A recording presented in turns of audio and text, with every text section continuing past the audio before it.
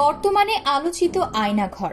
শেখ হাসিনার পতনের পর আয়নাঘর আবারও আলোচনায় উঠে এসেছে। সেখান থেকে ইতোপূর্বে ৩ জন বন্দী মুক্তি পেয়েছেন। গত 2 দিন রাজধানীর কচুক্ষেতে আওয়ামী লীগ সরকারের আমলে গুম হওয়া মানুষের খোঁজে ভিড় জমাচ্ছেন স্বজনরা। বাংলাদেশ প্রতিরক্ষা বাহিনীর counter terrorism intelligence bureau CTIB দ্বারা পরিচালিত একটি গোপন আটক কেন্দ্রের নাম আয়নাঘর। ধারণা করা হয় এখানে কমপক্ষে 16টি কক্ষ রয়েছে, যেখানে একসঙ্গে 30 বন্দী রাখার সক্ষমতা রয়েছে। আয়নাঘরটি বাংলাদেশের সেনানিবাস এলাকায় অবস্থিত বলেও ধারণা করা হয়। এছাড়াও আয়নাঘর থেকে সম্প্রতি ছাড়া পেয়েছেন বাংলাদেশি ব্যারিস্টার এবং জামায়াত ইসলামী নেতা মীর কাসেম আলীর ছেলে মীর আহমেদ বিন কাসেম, সাবেক সামরিক জেনারেল এবং জামায়াতে ইসলামী নেতা গোলাম আজমির ছেলে আব্দুল্লাহিল আমান আজমি, পার্বত্য চট্টগ্রামের রাজনৈতিক সংগঠন ইউপিডিএফ এর মুখপাত্র মাইকেল চাকমা।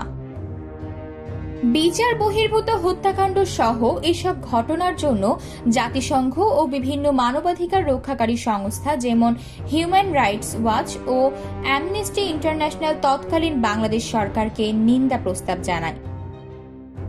2024 সালের হিউম্যান রাইটস ওয়াচের রিপোর্ট অনুযায়ী শেখ হাসিনা ক্ষমতায় আসার বছর 2009 সাল থেকে তার পতন পর্যন্ত বাংলাদেশে 600টিরও বেশি গুম হওয়ার ঘটনা ঘটেছে। রিপোর্ট অনুযায়ী আয়নাঘর থেকে খুব কম বন্দী মুক্তি পেয়েছেন, তবে কিছু বন্দীকে দীর্ঘ 4 বছর প্রক্রিয়ার মাধ্যমে মুক্তি দেওয়া হয়। অনেকেই আবার এনকাউন্টারেরও শিকার হয়েছেন। বাংলাদেশে এ জাতীয় ঘটনার তদন্ত প্রায় হয়নি। আয়নাঘরে রাখা অনেকেই দিনের পর দিন অত্যাচার সহ্য করতে না পেরে মারা যান, তারপর লাশ সরিয়ে দেওয়া হয়।